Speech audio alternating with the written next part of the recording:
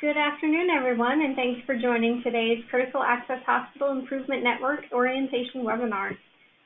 We encourage you to ask questions and share information throughout today's webinar, but we will be keeping all lines muted to cut down on feedback, distractions, and echoing. Before we get started, I'd like to go over the logistics for today's session. As noted, we will be keeping lines muted and in listen-only mode. You may ask a question or make a comment by raising your hand by clicking on the hand icon on the Grab tab located on the left-hand side of your control panel, and your line will be unmuted. Please announce your name and organization prior to speaking. Also, feel free to ask questions or make comments using the question box located in your control panel throughout the session today. We will address questions as they arise. This session is being recorded and will be made available shortly after the conclusion of today's session. Facilitating for you today is Sue Collier, Vice President for Clinical Excellence with the North Carolina Healthcare Foundation. At this time, I will be turning the presentation over to you, Sue. Thank you, Sarah, and welcome to this beautiful fall day. And thank you, Brian and Brandy, for putting in the chat box what your favorite fall activity are. And we're really thrilled to have a chance to be with you today to provide an overview of this year's Critical Access Hospital Improvement Network activities.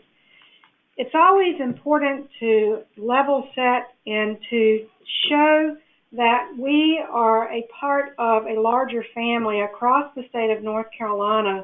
And the map that you see on the slide shows the hospitals, the critical access hospitals across the state, and really, I think, demonstrates not only the spread of leaders and providers across North Carolina, but also the diversity of the regions that are being served by the critical access hospitals.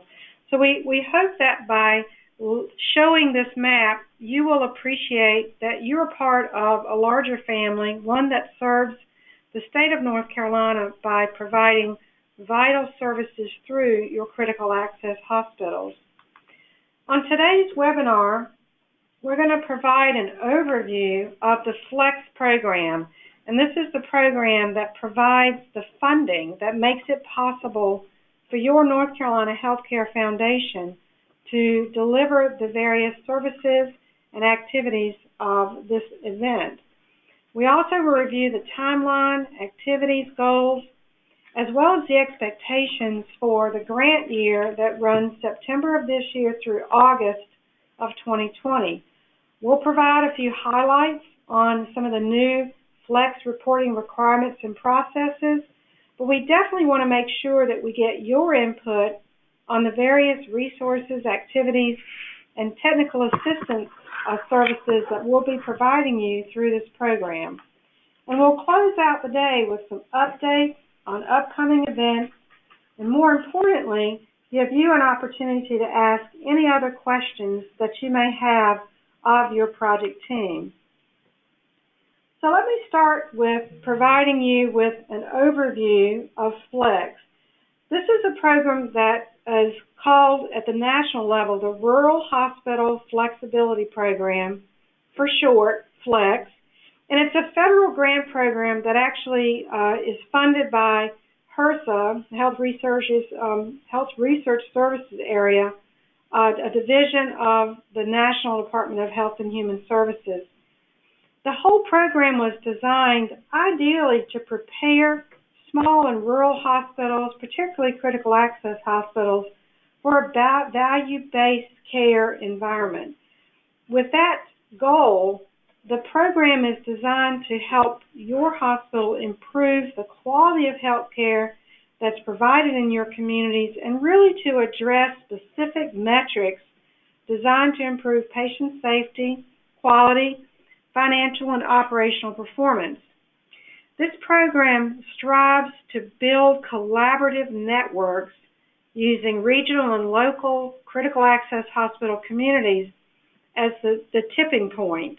And it really is designed to facilitate the implementation of programs and services to drive innovation and then to improve population health in your communities. We have been funded for a year of a 5-year grant cycle by the North Carolina Office of Rural Health. The grant year runs from the 1st of September 2019 through the end of August 2020. And in this first year, we are working with not only our partners at the North Carolina Office of Rural Health, who provides the funding from HRSA as well as strategic oversight and support, but we're also working with Stroudwater, who provides technical assistance to many of you to address finance operations as well as population health improvement. So as your North Carolina Healthcare Foundation, we are providing technical assistance, education, as well as convening activities to focus on quality, patient safety, and population health. And we do this by offering a number of different services and activities. Namely, we will host quarterly webinars, such as today's webinar, to really facilitate your learning and networking and sharing of best practices. So we'll create the space for you to connect on a quarterly basis via a virtual platform with your peers across North Carolina. We also have team members who will be providing individualized technical assistance via site visits as well as phone calls to your organization. And these phone calls and site visits can certainly include you as well as other leaders who are committed to overall performance improvement in your facility. We will also provide targeted coaching calls and webinars for a number of different projects, including a rapid cycle performance improvement project that we'll talk about more in just a minute. Our office will also help you in being successful in submitting the data that is required as a part of this program, and to be able to not only analyze that data, but to understand how to use that information in order to improve your overall performance. We have resources and tools to help you develop action plans to address any opportunities for improvement, as well as some shared tools and strategies that we believe will help you in not only addressing your quality and patient safety needs, but also any needs in population health. One of the big things that we're excited about in this particular contract year is we'll be working with you as well as our partners at the Office of Rural Health and Stroudwater to develop a population health profile. This profile is designed to provide information kind of at your fingertips that will help you to identify where you have the greatest opportunities to address any gaps in community health needs, or more importantly, to identify how you in your hospital can be better connected with community activities and resources and leaders in order to improve the overall health of the populations that you serve. We also will be facilitating 2 statewide critical access hospital meetings. We'll be giving you some information towards the end of this webinar on the dates and be asking you to help identify any agenda items that you would like to hear during those statewide CAH meetings. But we had an incredibly successful meeting back in August, had nearly all the critical access hospitals in the state represented, and the feedback was overwhelmingly positive. We heard from all of the attendees how much they enjoyed not only the content and the presenters and the speakers, but more importantly, what we heard was that you need and appreciate the opportunity to be in the room at the same time, face-to-face, with your colleagues across North Carolina. So we're excited to be able to offer this diverse list of services and activities, and thought it would be useful for you to see a visual timeline. So the slide that you have in front of you is a very high representation of the sequence, the cadence of various activities across this next grant year. As you can see, today's webinar or call is our opportunity to launch or to introduce you to some of the various tools and resources and services that we'll offer. We are, the Office of Rural Health, in collaboration with Stroudwater, will be conducting 2 regional in-person meetings towards the end of November. And those meetings will be really targeting regional attendance by critical access hospitals in the western part of the state. And then later next year, there'll be another regional meeting in the eastern part of the state. So the regional meetings really serve to be smaller meetings, more targeted at increasing attendance by critical access hospitals within the region that the meeting is located, and you'll be getting information around those meetings from the Office of Rural Health. We'll hold another webinar in early January, and then as you can see, we're planning a statewide meeting in the middle of February, February 18th, and a half a day on February 19th. And we'll remind you of this towards the end of the webinar, and we're looking forward to getting ideas from you as to agenda items that you'd like to hear. And then you see on the rest of that timeline the additional time periods for webinars, as well as another statewide meeting before the grant year ends in August. Throughout this year, we'll be sharing tools and resources and providing that individual technical assistance, conducting site visits, as well as helping individual leaders and teams to develop your action plans. And then we'll also be launching immediately after the first of the year a rapid improvement project with at least 4 CAHs. We're not limiting it to 4, but we would like to have at least 4 in this particular rapid improvement project to address one of the emergency department measures that has shown some opportunities for improvement in the historical tracking. As I mentioned just a few minutes ago, we're also excited that we'll be working with you over this next year to develop a critical access hospital profile that you can use to help drive the work you're leading in population health improvement. So over this next 2 to 3 months, we will be identifying, compiling, and really selecting the data elements that could be brought together and compose a high-level profile for your community, the community you serve, to really help to target and identify where there are opportunities for improvement in your population health strategy. In the first few months of 2020, we will be sharing this high-level kind of data needs list with you, getting feedback on whether or not the data elements we've compiled to date are really going to be the most useful in helping to drive your population health strategy. And then after getting feedback from you, we will be finalizing those profiles and really beginning to frame how you can use these profiles to create some robust action plans that we hope will have a chance to work with you in the next contract year to implement. So again, as I'm moving through the slides, please feel free to put your questions in the chat box. Feel free to chat to everyone that's on the call today, because we'd love to make sure that this is as interactive as possible.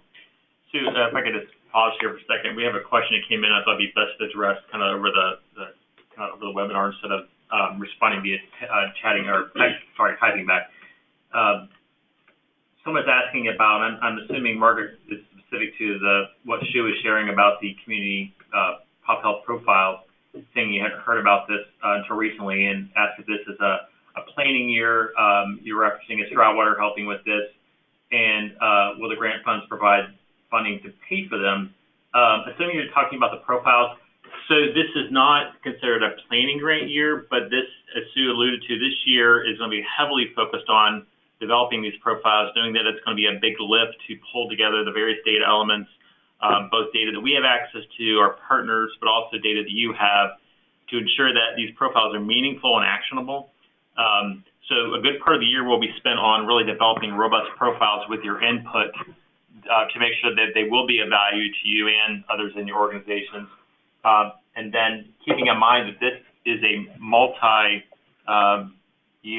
flex cycle, the thinking is that, yes, we would create these profiles in this current grant year, and in subsequent grant years, there would be more work around action planning and project-based work based on what we're learning from these profiles. So the flex funds are paying for the development of these profiles.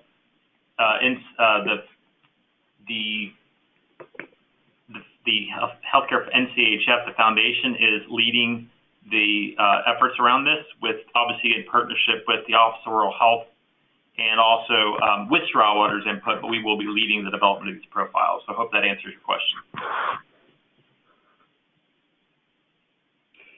And I believe, Sarah, at the beginning of the webinar, you indicated that individuals could click on the icon beside their name if they wanted to open up their mic or ask a question on the audio.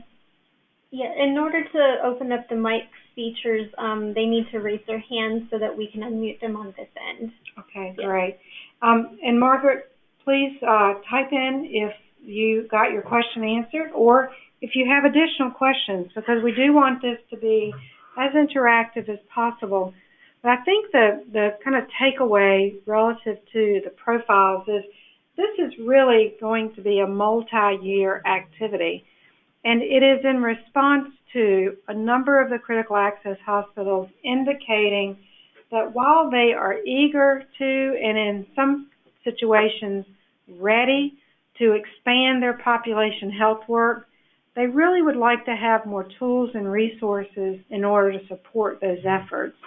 So through this year's contract with the North Carolina Healthcare Foundation, as well as with Stroudwater, we'll be collaborating to identify not just data elements or resources, but really begin to put some teeth into providing you an opportunity to learn from each other and to develop action plans to truly change the way in which critical access hospitals are actively engaging with their communities to address any gaps or to address opportunities for growth that would support the overall success of the hospital. So some of you on the call I recognize from prior years' participation in the FLEX program, and so some of you will be very familiar with the minimum metrics or measures that are required or defined by the MBQIP program. And these are metrics that, as I mentioned earlier, are really the foundation for HRSA's focus on helping critical access hospitals prepare for value-based care environment. So there are a number of metrics that are inpatient core measures, outpatient core measures that are very specific to how you are performing across various elements deemed to indicate quality of care and patient safety efforts. There are also HCAP scores that all of you should be somewhat familiar with, a number of series of questions, and then many of those questions have been rolled up into various composites so that we can get not only a sense of how you're doing relative to CMS measures on patient experience, but also to be able to help you start benchmarking with other critical access hospitals nationally and seeing how you're performing in that area. There are other metrics around emergency department transfer communication that deal with how you collect information from the patient in order to share that information with a referring facility or with a facility that you're transferring that patient to, as well as measures that look at how you're communicating within the emergency department. But overall, all of these metrics are really about preparing the critical access hospitals to not only be comfortable with submitting data, but looking at performance across time, identifying opportunities for improvement, and then implementing action plans to improve performance, to hopefully achieve national average or above in every one of the metrics. For this contract year, we have collaborated with the Office of Rural Health and identified a number of focus areas based on some goals that we've set for the state.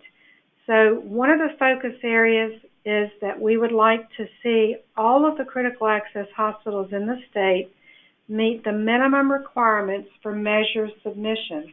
And there are some specific targets that have been identified, specifically that there be a reporting of at least 1 quarter, 3 out of the 4 components. And all of this detail we can provide now or at future one-on-one calls or site visits.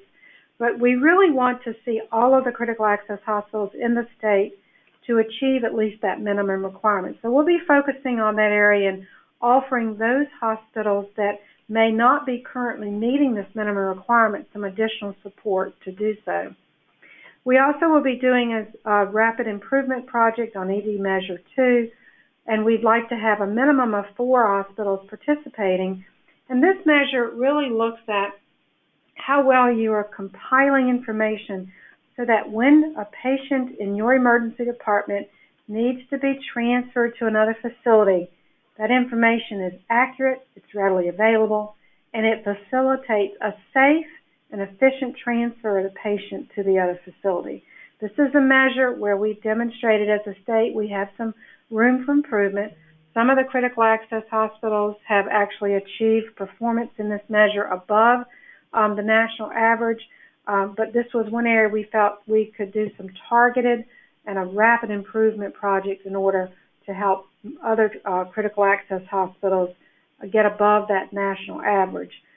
We also know that in the HCAHPS Composite 7, which is a composite that's comprised of several questions that are specific to how well you are addressing the transition of care of a patient either within your organization or outside of your organization. And this is another area, again, that where we have some room for improvement as a state overall. And so we have agreed to make that one of the areas that we want to add some additional support and facilitation for improvement. We've already talked a little bit about the profiles to promote population health. If I could say that 5 times very fast and get it right, that would be great. Profiles to promote population health. This is a focus area that, again, will be a multi-year effort, but we'll really focus this year on creating that high-level profile and then refining it in order for it to be a useful tool and resource for your population health strategy. And then last but not least, we're going to identify specific strategies to support critical access hospitals in participating in the NHSN Annual Facility Survey. This is really an important area for us to at least put some focus to understand what might be some of the challenges or barriers in participating and completing this survey, because there are questions on this survey, for example, around antibiotic stewardship that will be very important for critical access hospitals to begin to understand and collect that data, because it will eventually become a part of that bigger picture of being prepared for a value-based care environment. Antibiotic stewardship is a top priority for CMS, for CDC, for us as a nation, and in the NHSN Annual Facility Survey, that is one of several types of questions that if you have that platform, if you complete that survey, you will become part of a national cohort so you can track your performance. And more importantly, you can ensure that you are identifying specific strategies that will drive patient safety and quality at another level, at a higher level in your organization. I'm going to pause there and see Dean and Sarah if we have any other questions before we introduce Elizabeth Mizell, who's going to walk you through a couple of specific data-related slides. So any questions, other questions or comments? Okay. Elizabeth, I'm going to turn it over to you. Good afternoon. Thank you so much for joining. I'm glad we have got familiar faces and I'm sure some new folks participating, and looking forward to continuing to work on the measures that the project is based on, as Sue was just describing. So, over the years there have been some changes to the MBQIP measures. I've included in the slides the most recent documentation available from the Rural Center, and I'll just direct your attention to the bottom of the slide. There's a link to the ruralcenter.org where they have got a lot of this excellent documentation along with instructions for how to submit the data and other supporting resources. So basically, the MBQIP measures focus in 4 areas in the core MBQIP measures, including patient safety or inpatient, patient engagement, which is the HCAHPS measures, care transitions, which is the emergency department transfer communication measures, and a few outpatient measures, which are focused on chest pain or AMI, and ED throughput. So you can see some common threads that run throughout these measures as far as themes like looking at how the critical access hospitals are integrated in their continuum of care in their communities, how both staff and patients are affected by performance, for example, under the patient safety and inpatient. We're looking at the healthcare providers receiving the flu vaccine. And in the past, we've also looked with the MBQIP measures at the immunization for patients for flu vaccine. We're looking at the wait times to get admitted for in emergency department patients being admitted to the inpatient setting, as well as the antibiotic stewardship, as Sue mentioned. That kind of ties together with the HCAHPS measures, which is the survey that's sent to patients after their experience of care. Each of the domains that's listed here on the slide is compiled of several different questions that help get at their experience with these different areas. In general, we see very little movement in the HCAHPS data, so it's typical that just a few percentage points reflects a large change, because we do consistently see those measures to remain about the same, and especially when we compare nationally. One strong feature of the HCAHPS measures, of course, is that it is nationally standardized data, so we can get a lot of benchmark data available to us for care hospitals as well as for hospitals in general across the U.S. and think about if we notice others are managing to perform better, how we might be able to look at some of those best practices and potentially improve our performance as well. The care transitions measures will be continuing to do. I think they've been somewhat challenging to address in the sense that they are already measures where the state and across the nation is seeing very strong performance. So when we look at improvement in those measures, many of you are already reporting 100%. So we're looking at maintaining that performance and making sure that instead of just checking the box, we're also digging down and making sure that those care transitions are really effective. So collaborating with the facilities from which you receive and send patients, and then also looking at those transitions within the continuum of care within your own community. So community partners, other home health and long-term care, and other facilities that you're communicating with about getting patients transferred correctly. And then the outpatient measures, of course, as we had mentioned, which focus on AMI and ED throughput. We see a lot of variation in those measures. I'll show you a slide in a second with a chart, but because they are small numbers, so this is the type of case that many of the critical access hospitals are seeing a small volume of those cases, but effective response is critical, of course, to possibly even saving patient lives, but certainly to their health and well-being and getting adequate treatment in a timely way. So it's very helpful to think about how we can learn from other areas. For example, there's OB projects and others that look at these kind of rare events for which we need to remain prepared and vigilant. So those are some of the types of themes that we see running across these measures that are the core measures. Next slide, please. We'll just quickly look at the additional MBQIP measures as well. These are not the measures that are most closely tracked for this FLEX grant in North Carolina. However, especially for those of you who may feel like, okay, we've been working on these MBQIP measures and the ADTC component, the HCAPS component for a good while now, you know, we're scoring well. What else can we do to improve? These are some great measures to look at where you'll have a national comparison and be able to potentially think about areas for improvement for your own hospital as you're planning what your activities will be, utilizing the funding and the support that's available to you through FLEX to really identify those areas where you have the best opportunities for improvement. So the healthcare acquired infections piece is important. That will correspond to your participation in the NHSN survey Sue was mentioning through the CDC. Very important, especially as critical access hospitals get up to speed with matching the reporting that other hospitals are doing. And as those measures are important, not just for the sake of reporting, but also for the transition to value-based care that's taking place across our healthcare system. And critical access hospitals, of course, are in a little bit different position, but play an important role in making that work well for all of our patients in North Carolina, especially those in our rural areas.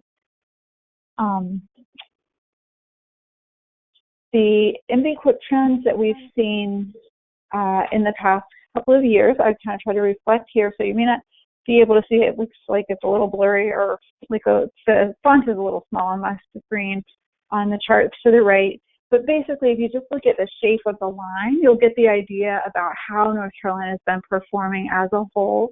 So that top measure is what I was talking about earlier, where we can see there's a more variation in those measures that are for things that we don't see as frequently. So a lot of times, even if your hospital's reporting those measures, I noticed that in that reporting, sometimes hospitals have seen 0 cases within the reporting period.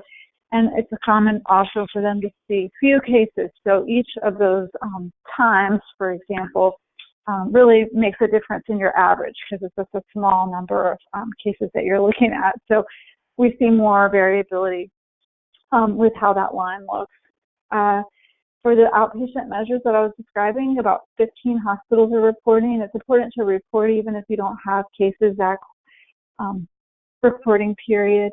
The hospitals have steadily improved in minutes from door to diagnostic evaluation, and in the median time to pain management for long bone fracture. So those are areas we can be really proud of and look to maintain those improvements over time to support patients.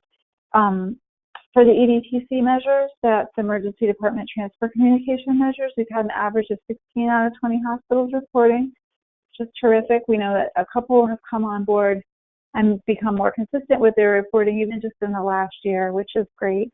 The measure values remain high, and we think perhaps that the all EDTC composite measure is the most meaningful. So we have got several components to each of the measures in the EDTC set, and then that all EDTC basically looks at it as a bundle and says, did the patient receive all of these components of their transfer communication?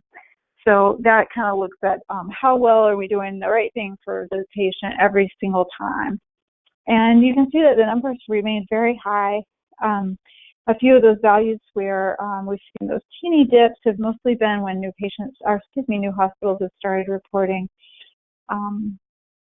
But we have to do some creative thinking around those measures as a group to understand how, even though what we're reporting appears to be pretty topped out, anecdotally from talking with you all through the last few years of the previous grant cycle, we understand that there are still challenges that we can address with how our emergency departments are collaborating with the rest of the hospital, other facilities, community partners, et cetera, and have found some meaningful ways to improve in order to maintain, but also kind of go beyond those measures where it already looks like we're doing really well. And then finally, the HCAPS measures. we have an average of 13 hospitals reporting. Many report and collaborate with a vendor to submit their HCAHPS survey responses. So that's a way that we can look towards getting more hospitals to participate with HCAHPS. Across North Carolina, we score least well on the measures of care transitions, which is one of the items of focus in this project, and also the quietness of the hospital environment.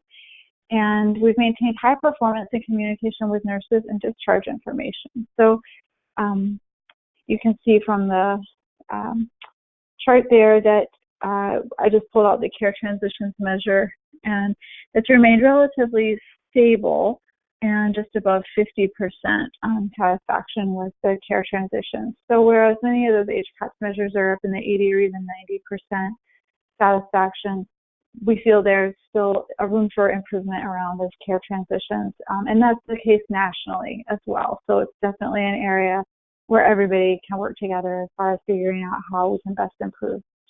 Next slide, please.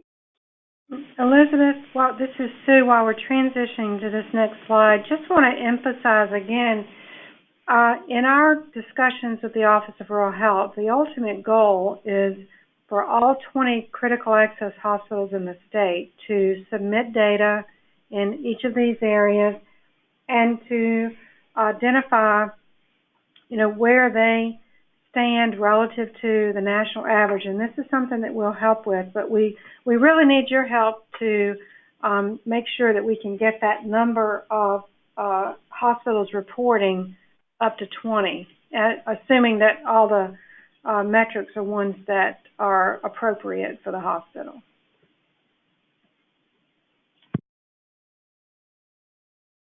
That's a great point, Sue. As we look at how these measures are reported, there are several different mechanisms involved. So this was the most up-to-date submission deadline chart available on the same website, the Rural Health Center.org website that was referenced in the previous slide. So it may be helpful to follow up and go take another look at that as the dates progress past December 2019. But for now, you can take a look at the far right-hand column to see the most upcoming, well, I guess I like the right two columns, I guess, for the encounter period and due date information about when we'll be submitting that data for the different measures. So as you look down the reported to column, you'll notice that there's, I think, 4 different reporting mechanisms for this project, which can feel a little complex. So we have got QualityNet reporting for the inpatient and outpatient measures. You'll be reporting your EDTC information directly to us, to NCHA. We pass that along to the Office on Rural Health, who passes it on to HRSA. And then the National Healthcare Safety Network, NHSN, as Sue had mentioned, is the CDC database that has all that terrific benchmarking nationally and allows you to participate along with a whole range of other hospitals across the country. And I lost count there. So there's 2 different parts of the QualityNet reporting, I guess. That's the secure login and then the inpatient cart or a vendor of your choice. And then with the HCAHPS measures, that's also typically done via a vendor. So we can work together with your hospital as far as if there are any issues as for hospitals who are not reporting to be able to access the mechanisms for reporting these different measures. Next slide, please. So we've changed a little bit our EDTC reporting since the previous grant cycle. So we hope that this will be easy for you. Our goal is that it be very straightforward. We're currently in the process of getting it set up, so I really appreciate your patience. I know this quarter was a little different than others. You guys had to kind of do something new without it being completely established yet, and we were able to get almost everybody's data in, which is terrific. So thank you for participating with that. Basically, we're just switching to a system where you'll log in instead of in the quality data system, which has become obsolete. Sadly, it was terrific, but built on some old software that's no longer supported. So we've had to move on with the technology. And you'll be logging in through the NCHA website. So if you have any issues with your login, you can contact us. I think Sarah Roberts can especially help with that and has already done work behind the scenes to get you guys set up and be ready to be able to log in and report. And basically, you'll just log in. You'll go to the web address that we'll be providing to you on the NCHA page. It's also, if you look under Foundation and then Clinical Innovations, you'll be able to get to it that way. But that's the image you see on the left. And I put on the slide, it's easy as 1, 2, because it's not even 3 steps. You just go there and you'll download the form to fill out, which is that Excel template that you used this time. You'll type your numbers in there, save it, and then upload it via our website. And that'll do it. So I hope that will feel relatively straightforward for you guys and not take a lot of time. If you're running into any problems with it or it seems too cumbersome, you're welcome to contact us and we can see if, what we may be able to do to help with that. One benefit of submitting the EDTC data is that we've had the chance to look at our performance across the collaborative over the past few years, so you'll have a lot of data to look back at. You can see this chart on the bottom comes from one of our reports as far as that all EDTC composite measures. And once we are up and running with everybody participating and having the data use agreements in place, typically we would be showing the hospital names on those charts. That transparency has made it a great opportunity for hospitals to identify each other, look at who's performing well, who you might be able to learn from, maybe even look at who you might be able to help out, and get in contact with each other to share some of those best practices. Any questions on that one while we're on this page about the data entry for the emergency department transfer communication?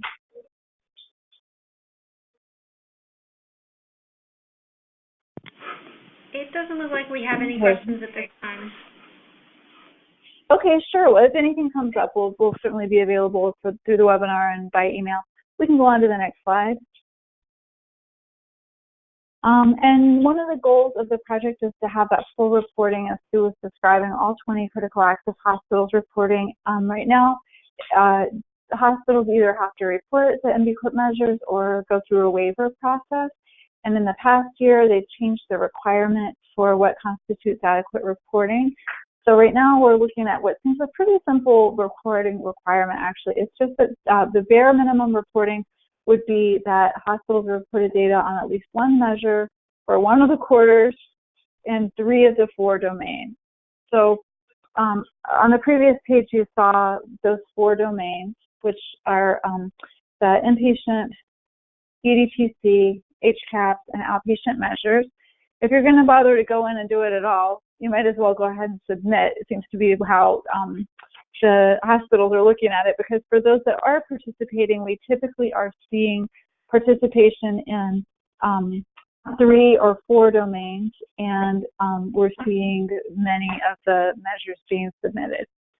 So we do have 4 hospitals that are not meeting those requirements currently, and we'll be looking forward to working with you around addressing whatever barriers may be there that are making that reporting more difficult.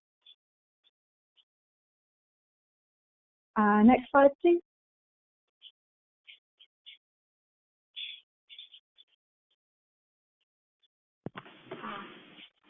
All right.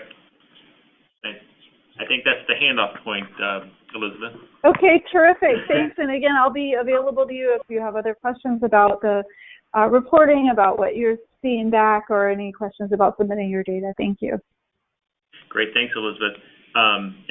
We'll have Elizabeth's contact information on the last slide, because Elizabeth is a great resource for you all in anything related to kind of performance measurement and kind of monitoring of your performance. So we'll have her information there. She's the director of measurement, and for those who didn't catch her title at the beginning. So just want to kind of wrap up. We have about 15 minutes with just a few more slides. So we talked to you about kind of the overall program structure. A lot of it's in the elements and the data elements. A lot of this is very familiar for those who have been participating in the Flex program over the past several years. But just want to reiterate some of the kind of main benefits of, this is a voluntary program, why the benefits of participating and engaging. This isn't like a structured collaborative where, beyond the data submission, we have deliverables that have to be submitted each month. So we want to make sure there's clear value and benefits to you to participate in this improvement network. Obviously, like anytime we convene a group of organizations, I think the true power is just the shared learning between each of you. So we want to make sure that we definitely underscore that just the value of collaboration, access to your peers.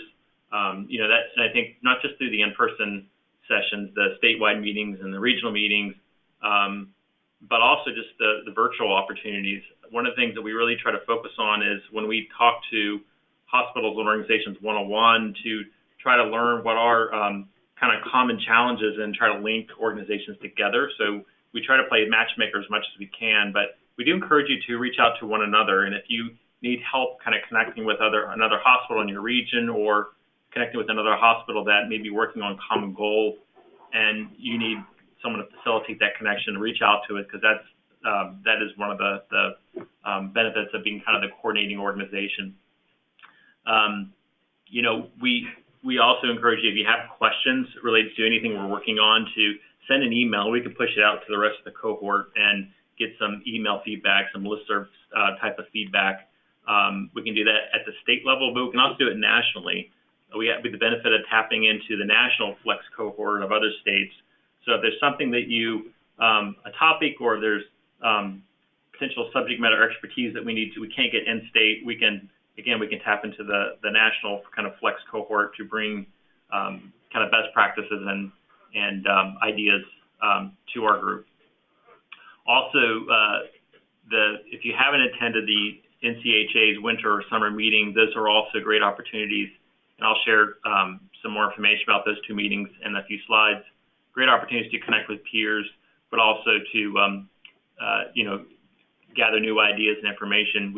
Our summer meeting that we had in Pinehurst back in July, we actually had a lot of focus on rural health. So if you're at that meeting, that was one of our kind of primary focuses for that particular summer meeting. Another benefit being, analytic support. In addition to Elizabeth being a great resource for you, our performance improvement coaching and our technical assistance, we can, beyond the quarterly intelligence reports that we send to you, we can, through one-on-one coaching support, we can individualize the support around your performance data, helping to kind of align your Flex goals with your other organizational priorities, and also kind of help you think through how you best present data to kind of the leaders and other stakeholders in the organization. So definitely use this as a resource for how you kind of monitor performance. As I've kind of alluded to, coaching support, we're kind of pleased to announce that we have recently hired our new Director of Rural Innovation, who'll be starting November 11th, Shakira McCoy. Shakira has a lot of experience working not just in rural health, but working on the hospital side in performance improvement, but also working with communities. So she will be kind of the face of this program and working with you both in group settings, but also one-on-one, conducting site visits, but also working with you on your performance goals throughout the grant year, and also leading the development of the CAH community profiles that Sue was talking about. And then also just around innovation, we get a lot of, we discover a lot of innovation and new ideas through what you all share at the meetings and also on webinars.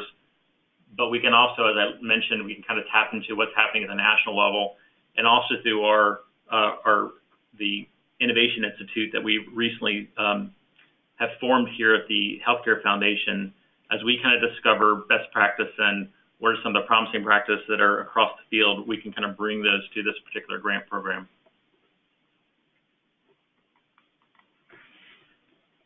A few upcoming events.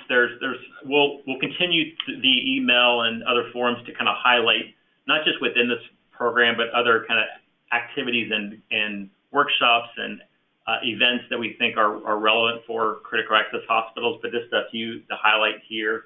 We send out information on most of these. The swing bed webinar is being led by Stroudwater.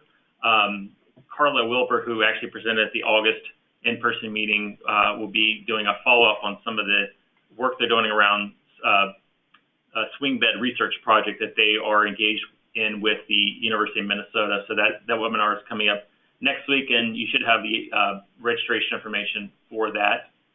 The two regional meetings that we alluded to on the timeline, those are going to be led by Stroudwater. We'll be there as well, and I think that'll be a good opportunity to start having some of those discussions about the pop health profiles. You can see there's two of those regional meetings have already been scheduled in lockdown, and I know that Office of Rural Health is working on finalizing a date and a location for a third regional meeting, so more to come on that. And then a few kind of workshops, events you may already be aware of, but there's the North Carolina Rural Assembly that's here in Raleigh, November 21st and 22nd. There's a registration link. We can push more information out via email afterwards if you're not familiar with that event. The American Hospital Association has their annual Rural Leadership Conference, and I believe that's in Phoenix this year. It's a wonderful national conference with a lot of thought leaders and a great opportunity to also kind of network with your peers. And then the statewide meeting, as we've also mentioned, we've kind of finalized the dates and locations. So February 18th and 19th, full day on the 18th, half day on the 19th. This is really just a save the date. So be looking for more information about that event. And then the winter meeting, as you can see, it's not a coincidence that those two dates, those two events butt up to each other. We really want to encourage more participation at the NCHA winter meeting. So that was part of the strategy for having that meeting.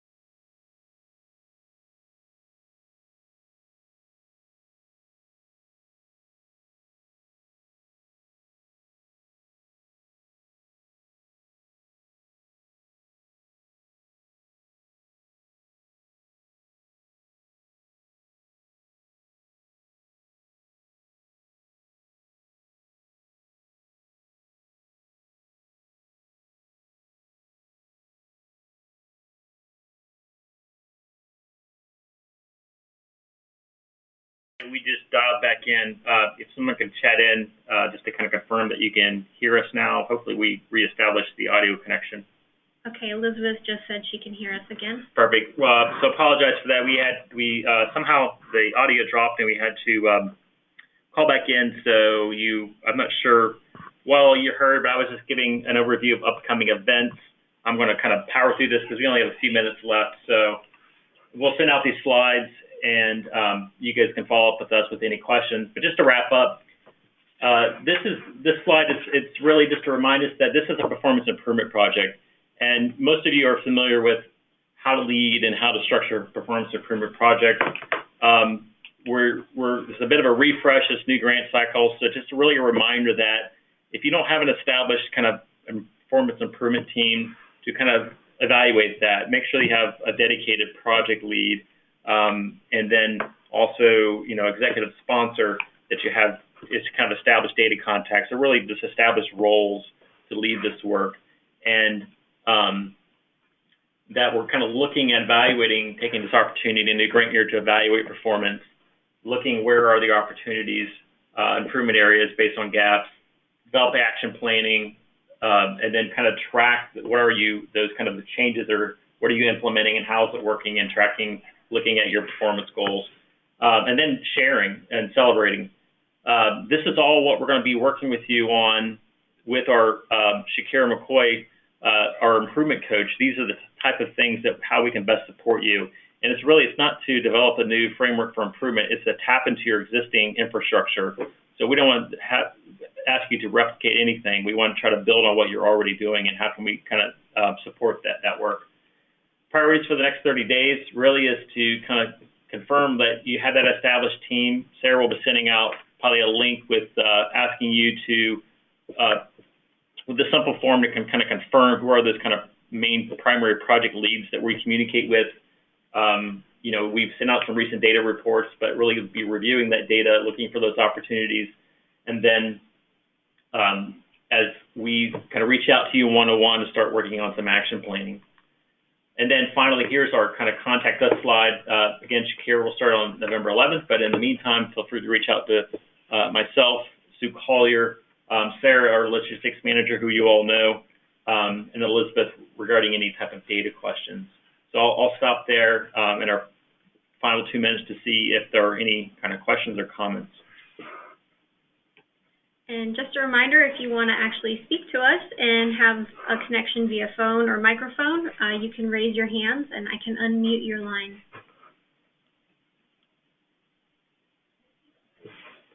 And if you had any questions earlier in the webinar that did not get fully answered, please let us know and we can answer those questions at this time as well.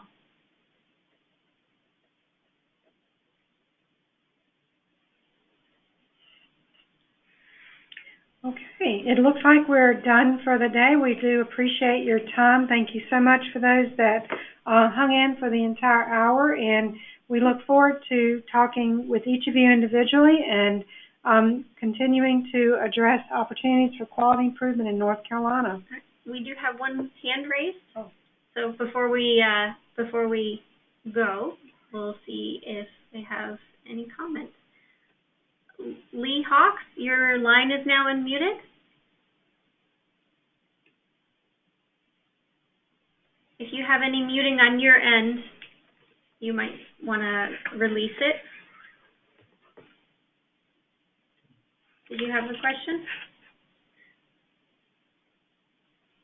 Sounds like we're not able to connect with Lee. So Lee, feel free to send us an email on to the contacts on the slide, and we're happy to address your question. Just be out of respect for everyone's time. We can follow up with you one-on-one. So again, thanks everyone for your time. We'll just conclude the webinar, and we'll be talking to you all shortly. Thank you.